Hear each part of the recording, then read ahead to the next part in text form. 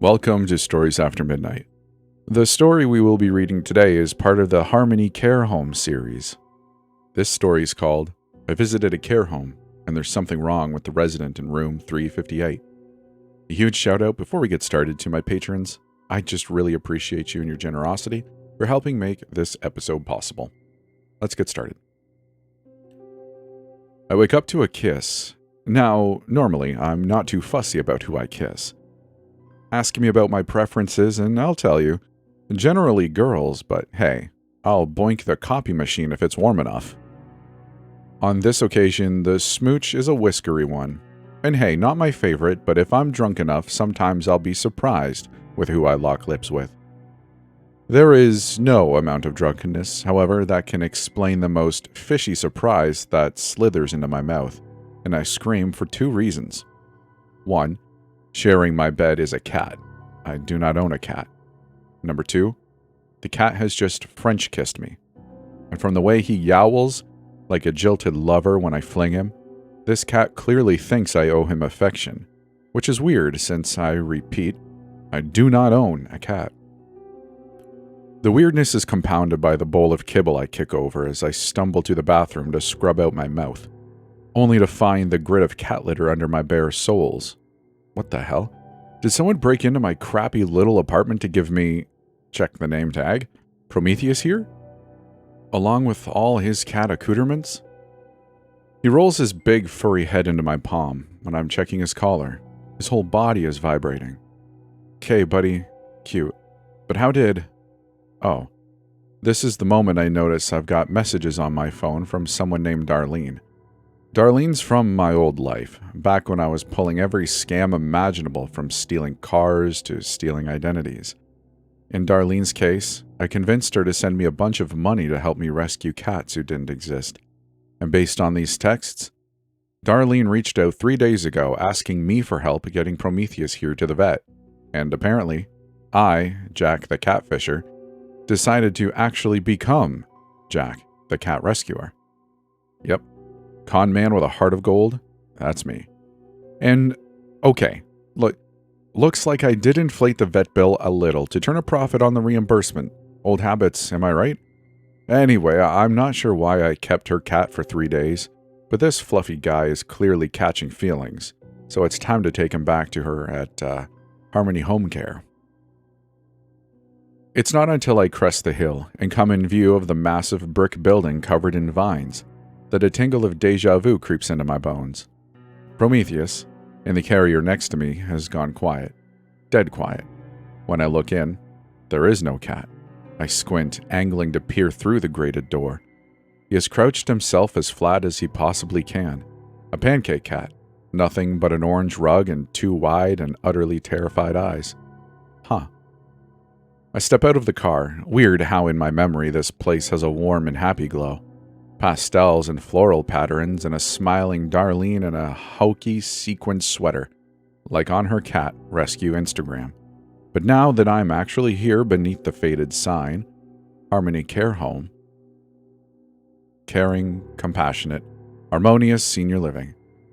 Painted yellow daisies dot the border, the paint peeling and curling like dead skin, while streaks of black grime render the slogan nearly ineligible. The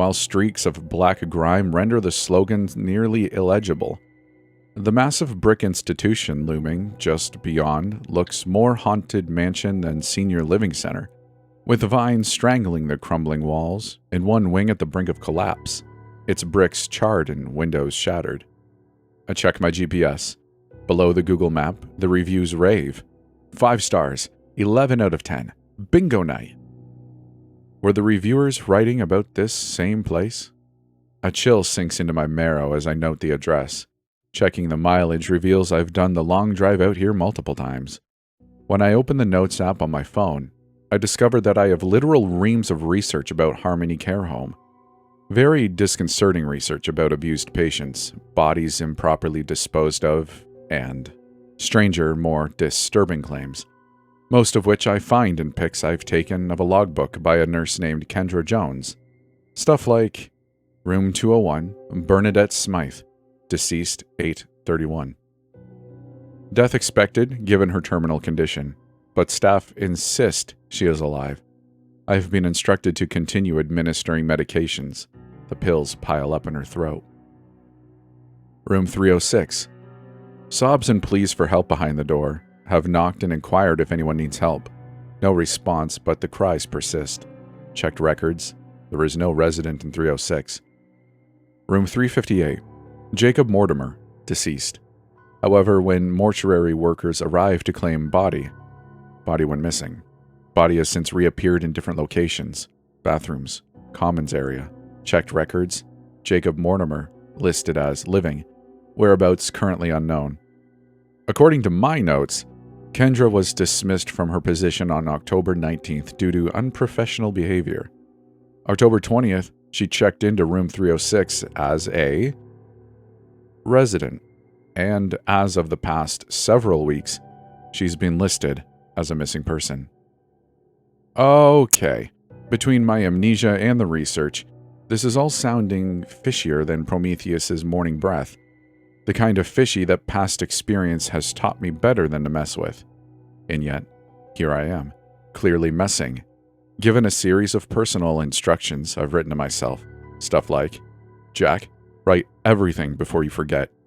Don't bother with photos. Camera only records audio. If Darlene's family and the cops are affected by whatever mucked with my memory, no wonder this place is still running despite the egregious violations. I see from my call history that I have contacted the police twice in the past 3 days. My last set of instructions, underlined and bolded and dated for today, reads: 1. Keep your phone recording. 2. Find a way to break the illusion. 3. Get Darlene out. I'm sorry, only family may visit, says Lolita, the pretty blonde staffer at the check-in desk. I try to tell her I'm here with Darlene's cat, hoisting up the carrier with its terrified occupant, but she interrupts me to inform me I am not welcome after my previous visits, claiming I went poking into residents' rooms and that items have gone missing. Her fingers stray toward the phone. Okay, I raise a hand in surrender. But can I at least use the restroom since it was such a long drive? Lolita looks dubious but points me down the hallway. Thanks, Lolita. As I start down the hall with Prometheus, I glance back over my shoulder to the wide-open common area, packed with old folks milling around, the air thick with that stale nursing home smell. Everything from the clatter of coffee cups to the inaudible chatter seems pretty ordinary. But I can't shake the dread curdling in my belly like spoiled food, a deep, soul-shaking sense of wrongness. As I pass a bookcase with a vase full of dusty silk flowers, I can remember the color of the flowers, but I'm struggling to bring to mind the actual events of my earlier visits. Lolita's probably not lying about things going missing. I've been known to have sticky fingers. But why can't I remember? I debate trying to sneak up the staircase to Darlene's room, but since I feel Lolita's blue eyes on me, I duck into the men's room. The moment I push open the door, a horrific stink rolls over me. It's this ghastly reek of crap and piss and Febreze, all mingling with the buzzing of flies and a whiff of something fetid. Did someone forget to clean the toilet? There's a urinal and a single handicapped stall. I gag and hold my nose as I set Prometheus's carrier down by the sink. When I push the stall door, it's locked.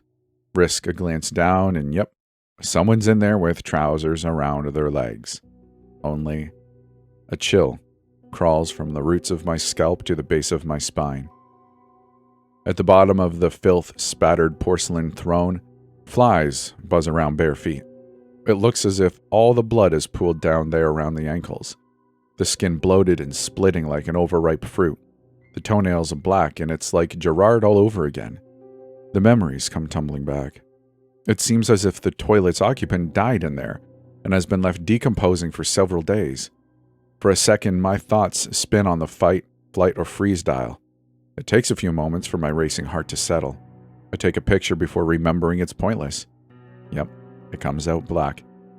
Are the residents actually alive? Should I investigate this guy in the toilet? No? Yeah, I'm not sure where that thought came from. I turn to leave. Hey, calls a voice from the stall. The hairs on my nape stand on end. Yeah? I glance over my shoulder. Are you okay in there? Can you hand me a fresh roll? I'm out. There's a toilet paper roll on a shelf, which I grab, squat down, and look at the space beneath the stall. The legs have not moved. Nothing has moved. There's no hand dropping down by those legs to reach for the paper, and I have never seen legs that shade of purple, that splotchy, on any living human being. The voice again. Can you hand me the TP? I mean, bro. I narrow my eyes at the stall, and then roll the paper so it bounces across the floor and perfectly bumps into those purple legs. What you gonna do, dead guy? Maybe ghost? Nothing happens. The man on the toilet seems 100% dead. No sounds at all, except for the buzzing flies. I move to leave. There's a figure looming behind me. Ah! I scream, but it's just an old man, one of the residents who ignores me and walks right by and goes to the urinal. Then there's the sound of a toilet flushing from inside the stall, rustling in the slap of bare feet. Why is the dead guy barefoot? The metallic bang of the lock sliding open. I scurry out before the owner of those blotchy legs can thank me for the TP. Lolita's no longer at the front desk, so I swing round to the staircase to head up to Darlene on the second floor. She'll be so glad to see me. Oh no. I forgot the cat. Of course he's gone when I return to the men's room. Of course. Now, before you berate me over such a rookie mistake, listen, I'd like to see you access the higher functions of your brain when only a wobbly stall door separates you from a putrefying corpse that has just clicked the lock open and is shambling on its rotten bare feet toward you. Which I actually believe now was a trick, because when I play back the recording from the encounter on my phone, there is no voice, nor any flushing toilet or clicking lock. And when I look in there for Prometheus, the corpse is still on the porcelain throne as if having never shambled. Dang it. Losing Prometheus feels like the worst mistake of my life. And that's saying a lot because I have made so many mistakes in my life. There was that time during COVID when I sold reusable N95 masks that were neither reusable nor N95s.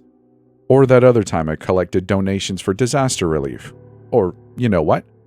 You probably don't need a whole list.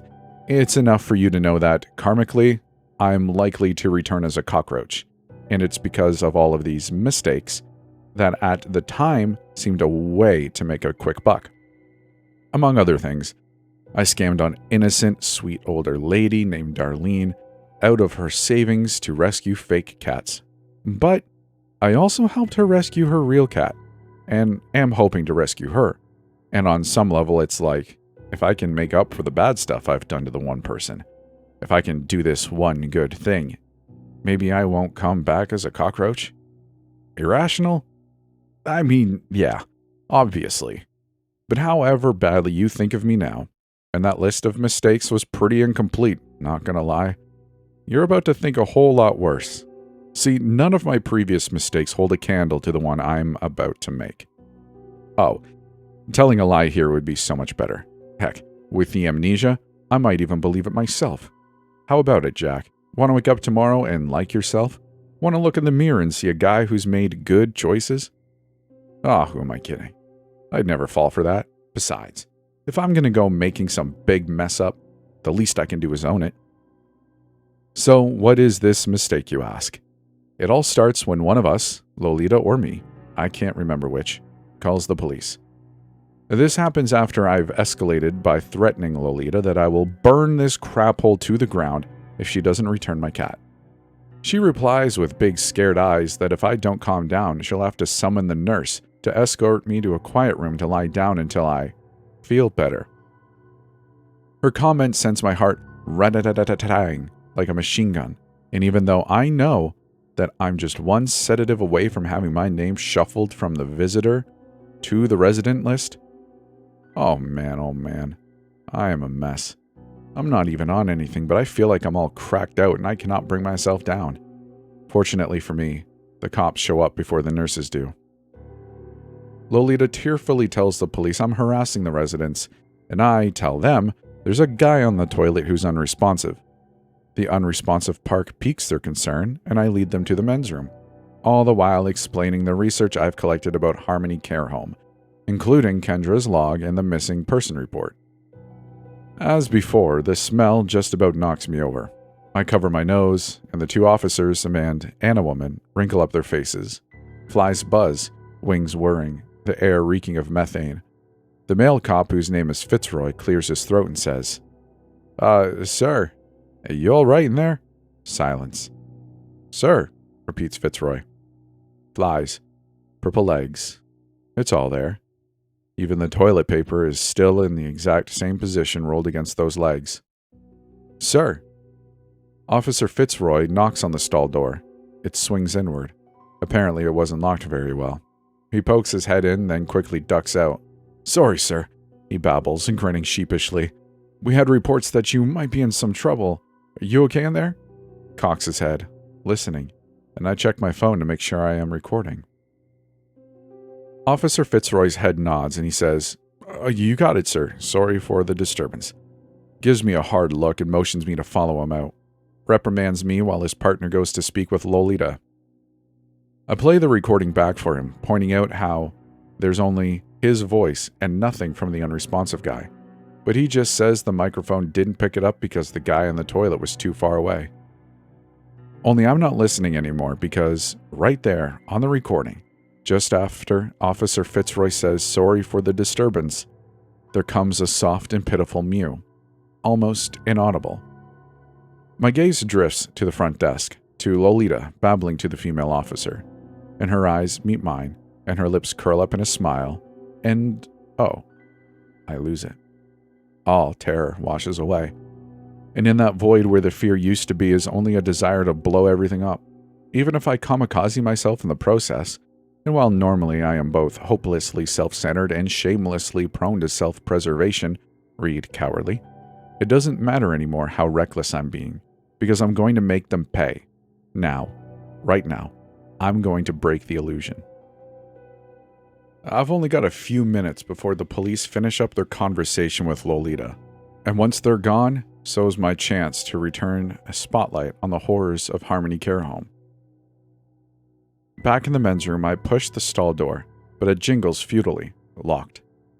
I drop down to peer under the stall, body still there, as before. Tangling with something like this without really knowing how it operates is an easy way to end up dead, or in my previous case, in a coma. And I haven't made a complete study of this place, nor do I have the confidence that I know its rules. Even so, I can think of two plausible ways to break the illusion. One is to have the resident attack me, and the police intervene. My hunch is that touch, much more than sight or sound, reveals the truth. That the illusion is mostly for our eyes and ears. The cop already reacts to the smell, after all, and if Officer Fitzroy grabs a rotting corpse during a physical altercation, he'll probably notice the rotting. The other option is Harmony Care Home's influence has a limited range. The interference with my cell phone, for example, only extends about 1,000 feet from the building. So what happens if I bring a resident, or a piece of one, outside the bounds of the care home? I bet if I sent a tow from dead legs here to the cops for forensic analysis, the results would be interesting. Might draw attention to Harmony Care Home. It would be hard for it to stay running then, wouldn't it? The only reason it's still operating is because it's in the authorities' blind spot. I slip a knife out of my pocket and reach under the stall, heart slamming my ribs like a sledgehammer as I growl, "Give me back my cat." My skin is cold and slick like a slab of meat under my grip. Oh my god, the smell! Gagging through the sleeve held over my nose, I slide my knife across that splitting purple foot, press the blade into the toe, and it squelches in congealed liquid spurts. A hand shoots out and grabs my wrist. And even knowing this would happen, inevitable, right? Still, I shriek and drop my knife. No! Grabbing that arm and trying to pry myself loose, and then to my horror, it yanks me under the stall. No, no, no! What's going on here? Booms a voice. And oh god, I have never been more grateful for the popo as I'm slammed up against the tile. the thing on the toilet reaching with its other hand for my neck, and good gracious, its face. The eyes and lips are gone. Its sockets all flies and maggots and liquefying flesh.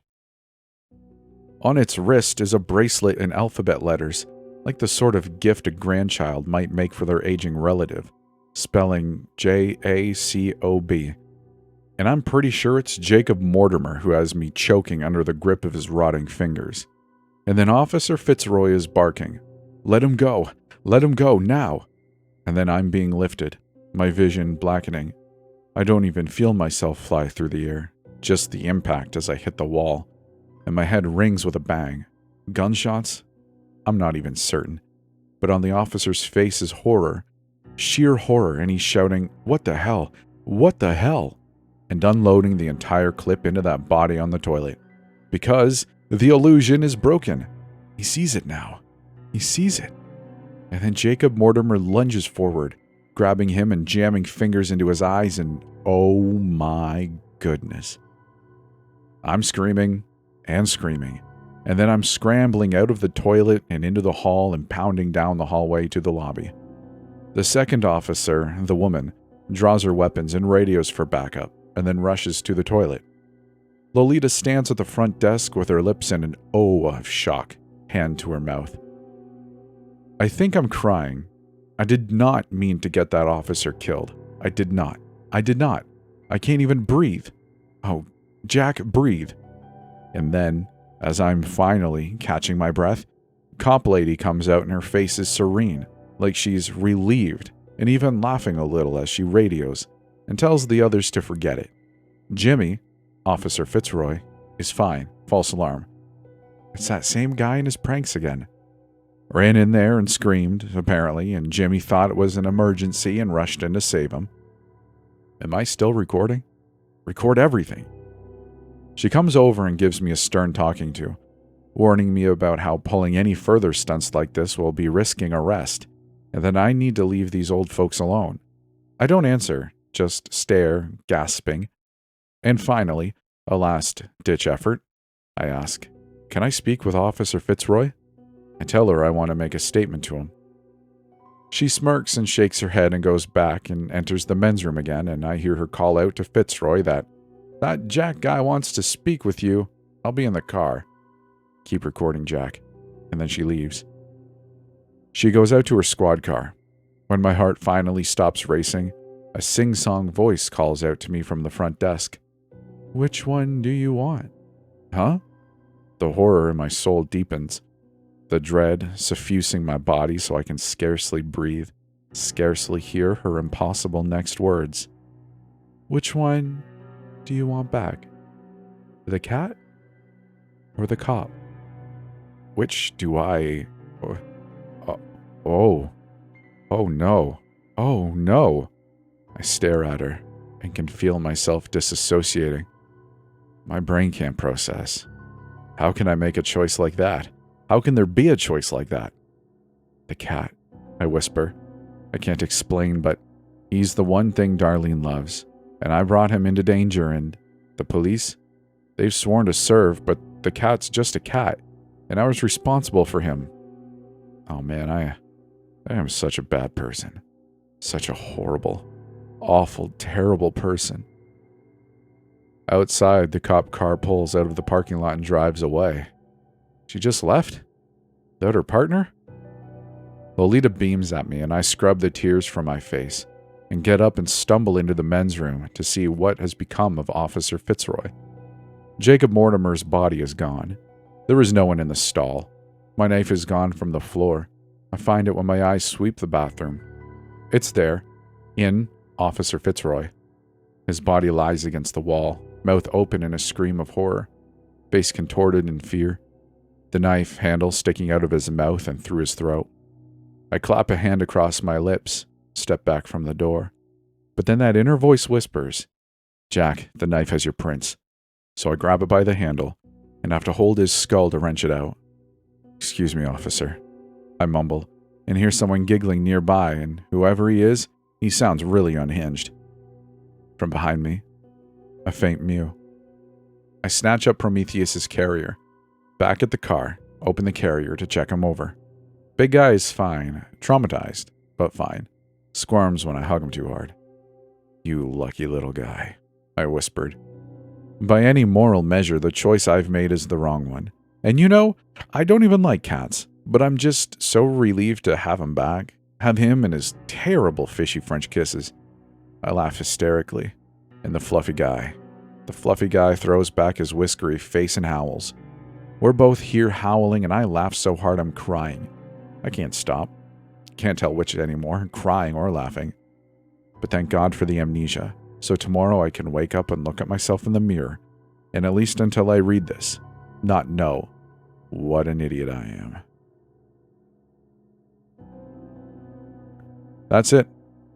I really hope you enjoyed this story. I think it's going to be a great one. If you did, and you're on YouTube, I'd love it if you liked the video or subscribe. Either or is cool. Maybe we can stick it to the algorithm and say, hey, maybe these stories aren't so bad, and maybe people would enjoy them. If you're on YouTube, or sorry, if you're anywhere else, I don't know what your options are, but hey, I just appreciate you listening. I appreciate you being here and working your way through this series with me. And a huge shout out to my Patreon members for helping make this episode possible. If you'd like to send me a story, you can at storiesaftermidnight.com. There's a link there that you can follow, and it'll take you to a form to fill out, and then you can send it my way. So I guess there's no other things I want to say. So with that said, I'll see you in the next part.